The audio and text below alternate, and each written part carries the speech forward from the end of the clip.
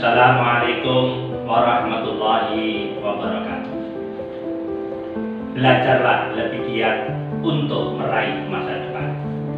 Dan masa depan itu bisa kalian raih di MI Muhammadiyah 5 Surabaya. Tunggu apa lagi? Ayo segera mendaftar di MI Muhammadiyah 5 Surabaya. Assalamualaikum warahmatullahi wabarakatuh.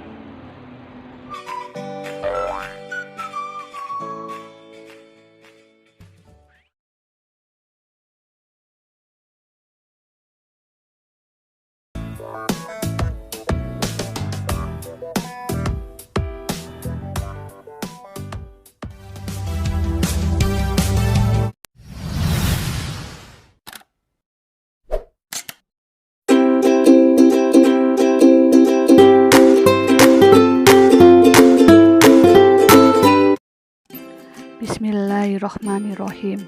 Assalamualaikum warahmatullahi wabarakatuh. Halo anak soleh dan soleha, bagaimana kabar kalian hari ini? Semoga kalian selalu dalam keadaan sehat walafiat dan tetap semangat untuk belajar di rumah ya. Kembali lagi di video pembelajaran matematika bersama Ustazah Galuh. Hari ini kita akan belajar tentang waktu. Sebelum kita memulai belajar, yuk kita berdoa dulu. Bismillahirrahmanirrahim. Raditu billahi robba wa bil islami dinna wa bi muhammadin nabiyya wa rasula. Rabbi zidni ilma warzuqni fahma. Amin ya rabbal alamin. Coba kalian simak benda apa yang ada di atas. Ya, itu adalah benda jam. Apakah kalian memiliki jam di rumah? Apa kegunaan jam? Jam adalah alat petunjuk waktu. Membaca tanda waktu. Tahukah kamu bagaimana cara membaca tanda waktu yang ditunjukkan pada jam? Ayo belajar mengenai cara membaca tanda waktu pada jam. Jam yang kita lihat dalam kehidupan sehari-hari ada dua macam, yaitu jam analog dan jam digital. Bagian-bagian pada jam antara lain jarum panjang, jarum pendek, dan jarum halus. Jarum panjang menunjukkan menit, jarum pendek menunjukkan jam, jarum halus menunjukkan detik. Bagaimana cara membaca waktu pada jam? Ayo perhatikan contoh berikut. Contohnya, pada gambar jam, jarum pendek menunjukkan angka 2, jarum panjang menunjukkan angka 12. Jadi dibaca pukul 2 dan ditulis 02.00. Setiap jam memiliki angka 1 sampai 12. Setiap satu angka mewakili 1 jam. Dalam satu hari ada 24 jam. Itu artinya jarum jam akan berputar sebanyak 2 kali dalam satu hari. Saat jarum jam bergerak pada putaran pertama, maka penulisannya adalah pukul 01.00 hingga pukul 12.00.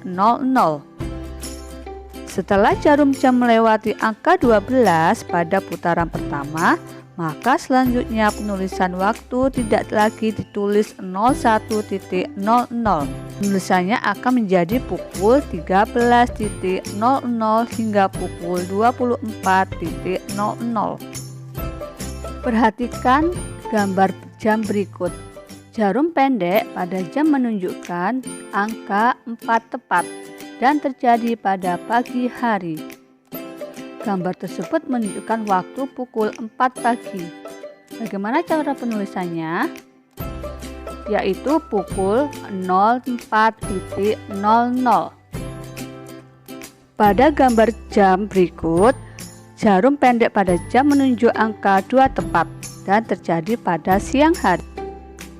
Maka gambar tersebut menunjukkan waktu pukul 2 siang. Penulisan waktunya adalah pukul 14.00. Mengapa bukan ditulis pukul 02.00? Karena pada jam tersebut menunjukkan siang hari. Maka Setelah jam 12 siang, penulisan waktu dapat dilanjutkan. Coba lihat setelah angka 12, angka 13, lalu angka 14. Atau bisa dengan cara penjumlahan, yaitu angka pada jarum pendek yang menunjukkan jam 2 siang ditambah 12 hasilnya sama dengan 14.00. Jadi dibaca jam 2 siang dan ditulis pukul 14.00. Lalu gambar selanjutnya menunjukkan jam 5 sore. Caranya seperti tadi ya.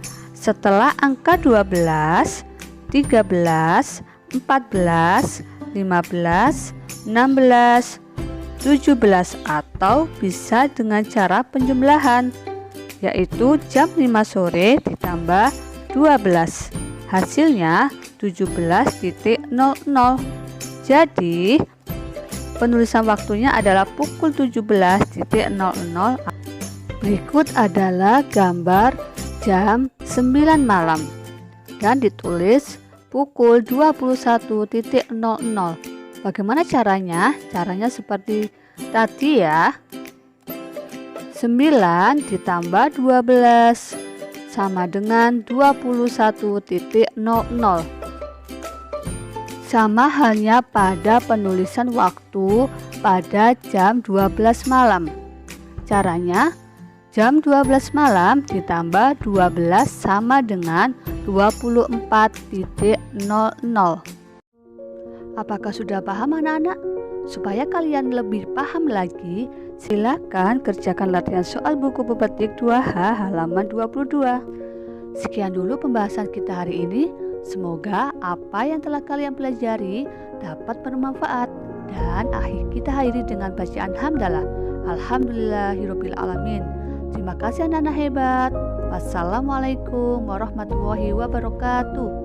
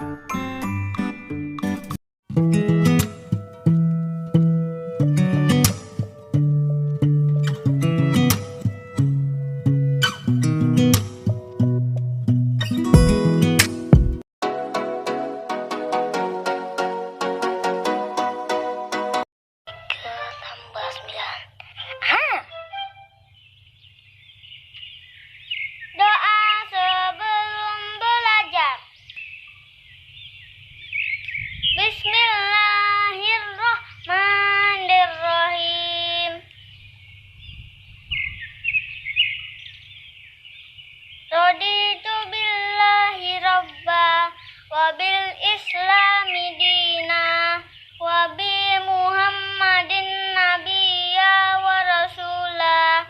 Rabbi zidni ilman warzuqni fahman.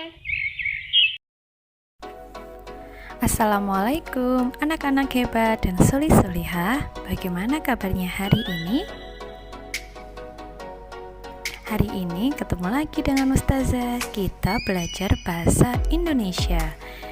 Nah, pasti kalian senang kan sudah dapat kabar bahwa mulai minggu ini kita akan bertemu meskipun hanya seminggu sekali. Jadi semakin semangat ya belajarnya.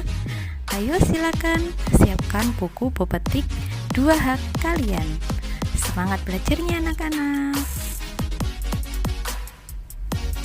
Huruf kapital.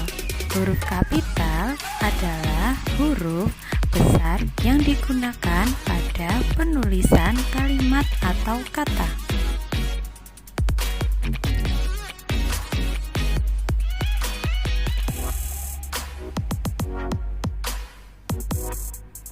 Penggunaan huruf kapital dapat digunakan pada awal kalimat, nama tempat, nama hari, nama bulan, nama orang, dan nama kota. Masih ingat bukan?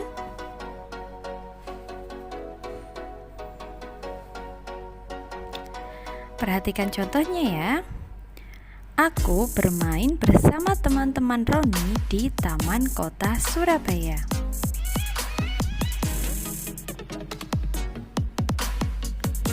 Perhatikan kata aku menggunakan huruf kapital karena ada di awal kalimat.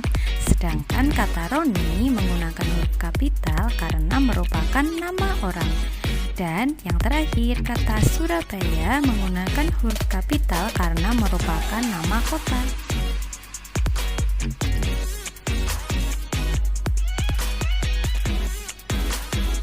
Sekarang kita belajar tanda titik. Tanda titik biasanya digunakan mengakhiri kalimat pernyataan, seperti contoh dari kalimat Ustazah tadi ya. Kalimat tanya adalah kalimat yang disusun untuk menanyakan sesuatu. Kalimat tanya diawali dengan kata tanya dan ingat diakhiri dengan tanda tanya.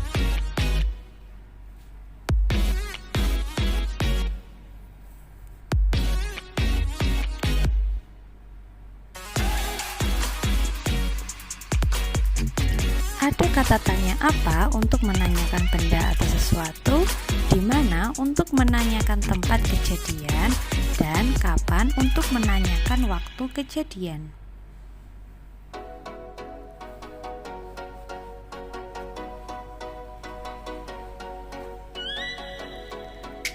Lalu ada kata siapa untuk menanyakan pelaku, mengapa untuk menanyakan alasan atau sebab, dan bagaimana untuk menanyakan cara, proses, dan keadaan.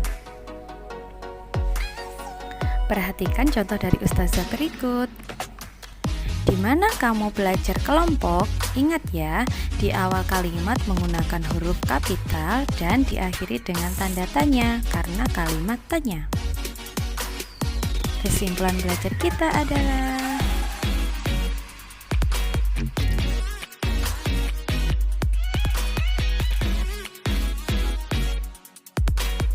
wassalamualaikum warahmatullahi wabarakatuh. Dadah anak-anak hebat. Jangan lupa tetap jaga kesehatan dengan olahraga ya. Dan ingat, pakai masker, oke?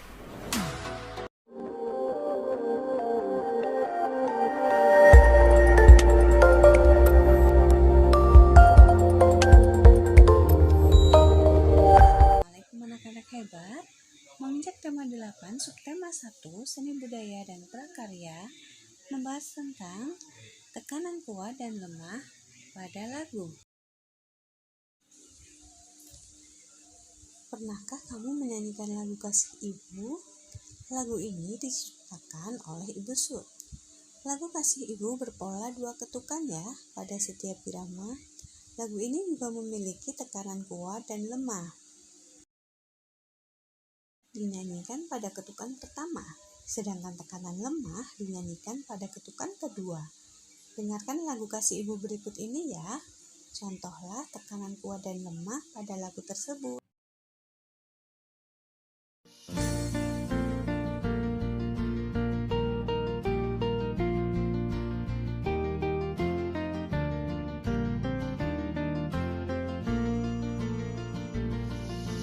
Kasih Ibu kepada beta tak terhingga sepanjang masa, hanya memberi tak harap kembali, bagai sang surya menyinari dunia.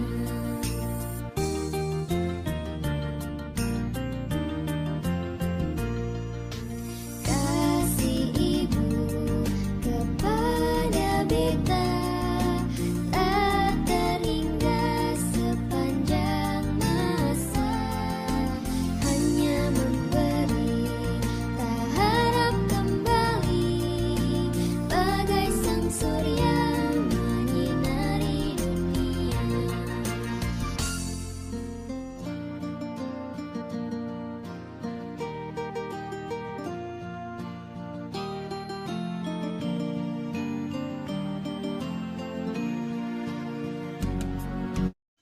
Panjang dan pendek nada pada lagu. Coba kalian perhatikan. pada lagu Satu-Satu Aku Sayang Ibu. Perhatikan juga liriknya ya. Memiliki nada panjang dan nada pendek. Nada panjang dibunyikan satu ketukan. Misalnya, pada ruas birama dengan notasi angka 1 dan 3. Keduanya dibunyikan dengan satu ketukan. Nada pendek dibunyikan dengan setengah ketukan. Misalnya, pada lagu tersebut ada di ruas birama dengan notasi angka 4 dan 3. Pada angka 4 dan 3 dibunyikan setengah. Assalamualaikum warahmatullahi wabarakatuh. Anak-anak, PJUK kali ini kita akan membahas tentang tema 8 keselamatan di rumah dan perjalanan. Subtema 1, keselamatan di rumah. Materinya adalah permainan jalan, lari, dan gerak menekuk di air. Tujuan pembelajaran kali ini yaitu 1. Siswa dapat menjelaskan penggunaan gerak berjalan, berlari, dan menekuk dalam bentuk permainan di dalam air dengan benar. Yang kedua, siswa dapat mempraktikkan penggunaan gerak berjalan, berlari, dan menekuk dalam bentuk permainan di dalam air dengan percaya diri. Gerak berjalan di dalam air. Gerak berjalan adalah gerak melangkahkan kaki ke depan secara bergantian dan bertumpuan pada tanah. Gerak berjalan dapat dilakukan di daratan dan dapat dilakukan di dalam air. Gerak berjalan termasuk gerak dasar lokomotor karena gerak berpindah tempat dari tempat satu ke tempat yang lain. Gerak berjalan dapat melatih kedua otot kaki. Gerak berjalan ini dapat diaplikasikan pada permainan ular naga, ya. Bermain ular naga di dalam air. Cara bermainnya: 1. Tentukan 2 temanmu bertugas sebagai gerbang. 2. Bagi yang tidak bertugas sebagai gerbang, maka membentuk barisan seperti ular. Saat membentuk barisan seperti ular, maka peganglah pundak temanmu di depannya. Selanjutnya, langkahkan kaki ke depan secara bergantian. Bermainlah sambil bernyanyi. Ketika ada pemain yang tertangkap, maka gerbang akan menanyakan sebuah pilihan. Pilihan yang diberikan akan menentukan di induk mana si pemain yang tertangkap akan ikut.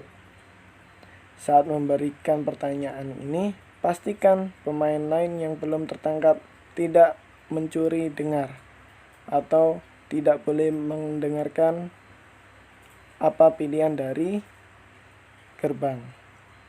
Lakukan berulang-ulang hingga semua pemain yang berbaris tertangkap. Ya, gerak menekuk di dalam air. Gerak menekuk dapat dilakukan di darat dan di dalam air.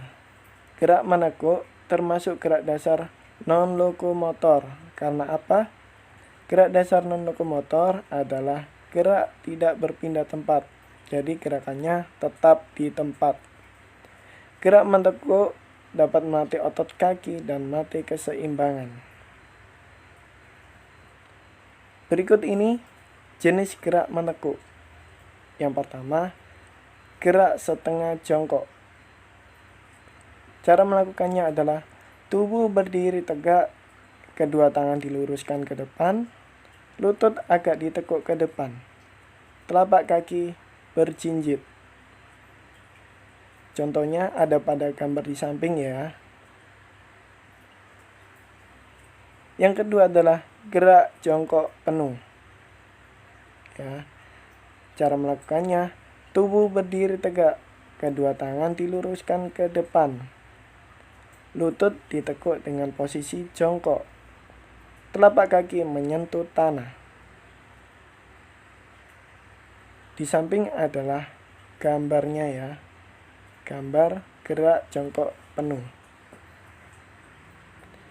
Permainan gerak menekuk di dalam air bisa dilakukan dengan cara bentuklah barisan berbanjar. Berdirilah tegak di tepi kolam. Saat melewati rintangan pertama, loncatlah setengah jongkok. Saat melewati rintangan yang kedua, loncatlah dengan jongkok penuh. Dan yang terakhir adalah berdirilah tegak kembali. Nah, itulah anak-anak materi hari ini ya. Gerak berjalan, berlari, dan meloncat ya. Semuanya itu adalah gerakan lokomotor dan non lokomotor. Cukup sekian dari Ustadz ya. Bila ada salah kata, Ustadz mohon maaf. Ustadz akhiri dulu dengan salam. Wassalamualaikum warahmatullahi wabarakatuh.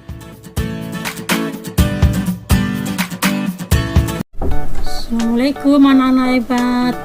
Hari ini bertemu lagi dengan Ustazah dengan mata pelajaran PPKN tema 8 subtema 1, yaitu mewujudkan sikap bersatu saat bermain. Nah, sebelum Ustazah menjelaskan pembelajaran pada pagi hari ini, Ustazah bacakan dulu ya tujuan pembelajarannya. Yang pertama, memahami makna bersatu dalam keberagaman di sekolah. Yang kedua, menceritakan pengalaman melakukan kegiatan yang mencerminkan persatuan dalam keragaman di sekolah. Simak penjelasan Ustazah ya. Anak-anakku semuanya, kita pasti senang ya apabila kita hidup rukun. Nah, kenapa kita senang hidup rukun? Dengan hidup rukun, kita bisa nyaman di mana saja. Nah, hidup rukun harus kita terapkan di mana saja, baik di rumah, di sekolah, ataupun di tempat bermain, dan lain-lain.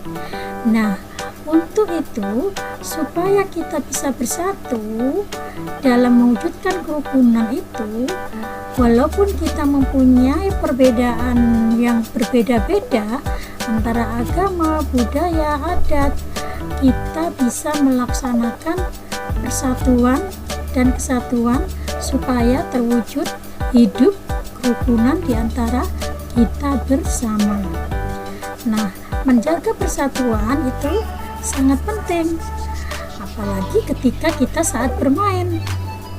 Contohnya apa, anak-anak? Contohnya yaitu apabila kita sedang bermain ular naga, kita senang kan, sangat mengasihkan kan ketika kita bermain ular naga. Ketika kita bermain ular naga, kita bisa bernyanyi bersama, bisa menyamakan langkah kaki bersama, saling menjaga dan saling menyemangati bersama. Itu semuanya adalah bentuk sikap bersatu saat bermain. Contohnya tadi yaitu ketika bermain ular naga, itu kita sudah membentuk sikap persatuan dalam bermain. Nah, untuk mewujudkan sikap persatuan saat bermain, dapat melakukan beberapa hal sebagai berikut. Yang pertama, kalian harus saling menghargai dan saling menghormati supaya tidak ada pertengkaran dan permainan akan menjadinya nyaman. Yang kedua, mengikuti aturan bermain. Apa maksudnya? Yaitu ketika kita bermain, kita harus yang tertib. Supaya apa? Supaya bermain menjadi seru.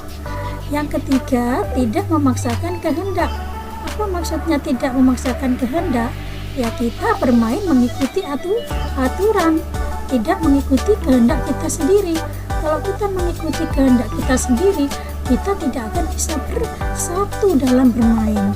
Akan yang terjadi adalah permusuhan dan saling menyakiti satu sama lain.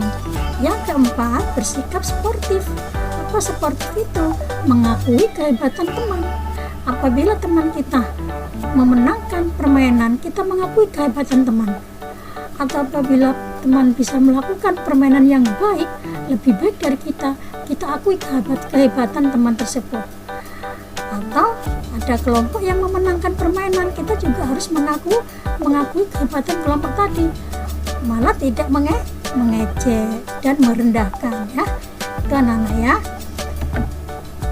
Nah, anak-anakku, contoh sikap bersatu dalam bermain itu kita bisa mewujudkannya apabila kita saling menghormati dan saling menyayangi satu sama lainnya ya, supaya dalam bermain nanti itu bisa menyenangkan ya, dan juga bisa menjadi seru. Nah, anak-anak jangan lupa belajar lagi di rumah ya. Buku ketik tema 8 subtema 1 halaman 17. Selamat menjalankan puasa Ramadan, tetap semangat ya puasanya. Jangan lupa juga tetap jaga kesehatan, rajin ibadah dan rajin belajar. Oh iya anak-anak, insya Allah tanggal 20 April kalian bisa belajar di sekolah ya. Senang kan? Walaupun cuma 1 hari kita bisa bertatap muka. Semoga anak-anak senang sekali dan semoga bisa masuk semua ya. Mulai jam berapa? Mulai jam 8 pagi sampai jam 12 siang. Terima kasih anak-anak sudah menyimak penjelasan Ustazah tadi ya. Ustazah akhiri. Wassalamualaikum warahmatullahi wabarakatuh.